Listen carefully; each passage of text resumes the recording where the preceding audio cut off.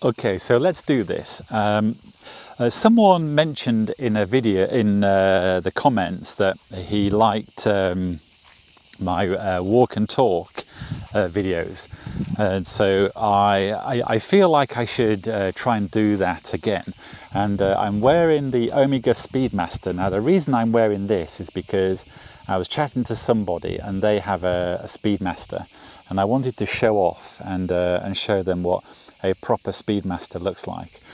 So I popped on the Speedy Mark II. So that's the wristwatch that's being worn right now, and also I've put this T-shirt on so to hold the mic, because it is getting warm here. So I do have to think about that. But let's just go through here, because I am a little warm, and I need to think of a topic to chat about. So let's talk about why G-Shock. And because I'm often looking at some of the G-Shocks I've got, and also some people have said, you know, why don't I sell everything and then buy a proper watch like a Rolex or another Swiss brand like that, and not have so many watches and concentrate on a smaller number of watches that are, you know, with the value of the big collection. And I keep looking at my original square and thinking to myself, I don't want to get rid of that full metal square, because it's just cool and it feels like I'm holding a piece of history. Yeah, I've got something of value, and it's a little bit like wearing this thing, knowing that it was released in 1970, I think, and then perhaps Omega made it for a couple of years. But we are heading for 54 years old. This design. Now this was the reissue back in 2014, so it's got a coaxial movement. The power is, it's automatic, and it has the power reserve. And being automatic is the reason that I really like this, because the original Speedmaster Mark II was manual wind, and for some reason I'm not really bothered about manual winds. I really like automatic. But when I look at this, and I think, gosh, you can't sell this, because I'm going to regret it. So with my full metal squares, I do keep thinking to myself, I'm going to regret selling them. And also I think to myself, by having them, I have a reference point of these watches, and because I look after them, actually I do wear them, with outfits. But what's so interesting is, when I'm wanting to show off and flex, it tends to be a G-Shock that I put on. Especially if I'm going to a business meeting, my gold G-Shock, the gold full metal square, the TFG, that's the flex piece. That's the one that I think I'm going to wear that, because it'd be better than all the other watches in the room. And sure enough, I find that it's only guys wearing a Richard Mille that are strong enough, to compete with me. So I think, why on earth would I get rid of my G-Shock squares, the full metal? Because they're just too good. In fact, I'm really hot here as well, and yeah, it's okay. Let me go over here. And actually, there's some shade here. Why don't I stand here? So why G-Shock? And I suppose what that does, I think what that comment is really dealing with is, as a collector, as someone collecting, what's my collecting thing? And you hear the cliched comment, you simply buy what you like. And that is very, very, that's very true. You do really just want to buy what you like. But I am trying to be sensible, and I am trying to select, you know, I am trying to have a collecting strategy.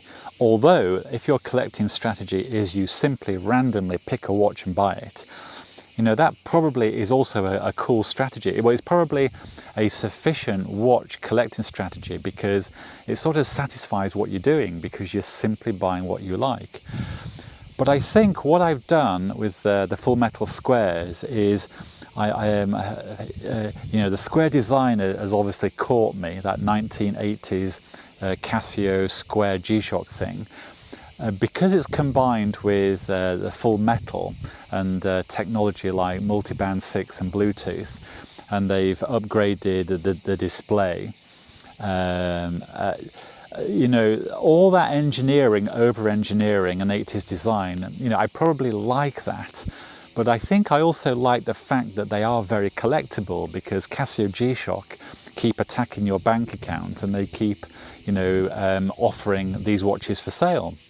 So it's a real problem. And as I was on this occasion driving down here, it occurred to me that the G-Shock King needs to be mentioned. Number one, because many other YouTubers and the watch people are talking about thin little watches. And that makes me think, no way, Jose, we have to go large. And you have, you know, I think this is 42 millimeters. Actually, this is a really good size, so this is not a good example. But the G-Shock Square is a big watch, and then the King is that watch on steroids. You know, that is AMG version of a Mercedes, or it's like Porsche is just that anyway. But I mean, what a watch! It's so cool. And I thought, Casio, MRG treatment. The King has to be, it really has to be a thing that has to happen. And I think the G-Shock King was released about 2010, I think so. So next year would be 15 years, this year would be 14 years.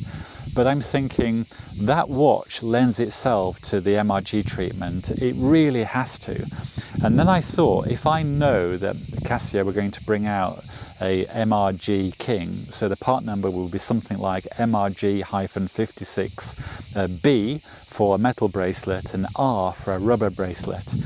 And I thought, if Casio are bringing out an MRG King, you know, that is going to be right at the top of my list of interest. So I thought, hold on, I really am a geek and I really am an idiot. And the G-Shock thing, I am really subject to that. So you know, so that is why I am collecting G-Shocks, because they've just got me. But it doesn't mean that I am away from mechanical watches, because look, I'm rocking an Omega, and I really like this. But yeah, I only really wear this when I'm showing off, and other people mention the word Omega, or they're mentioning a Speedmaster, and then I show them which Speedmaster they should get, because I think that the Mark II was Omega's, you know, smart move. They really, you know, dealt with that aesthetic. And in fact, the Speedmaster Mark range, you know, I keep thinking, what if Omega make the Mark III, the Mark IV, the Mark 4.5, and the Mark V again? What if Omega did that? That is how Omega would pull me over, for sure. And please, Omega, do something like that. And Casio G-Shock, please make an MRG King. You know, what are you doing? You have to make the MRG King. And also, you have to release an MRG square that's gold. And I think I've mentioned that before, and I think that's you know, an obvious one. And so I suppose that's why I like the squares. And because I'm getting so hot here, and I'm probably driving everyone, you know, to sleep and boredom, I'm going to say ciao for now, but I'm really hot. Anyway, that person that said he likes the walkabouts, that video is for you. If you're thinking about a wristwatch, you've only got 2 options, really. No, you've got 3 options. Number 1, Casio G-Shock. Number 2, Omega Speedmaster or Seamaster, because they are very, or basically Omega. Omega watches are very good, or IWC. Those are the watches you need to be looking at right now. G-Shock, MRGs, Omega, Speedmaster or Seamaster, and IWC pilots. There you go. That is really good advice, and that is what you should go for. If you have more money than sense and you don't have a clue what you're doing, definitely head over to Richard Mill.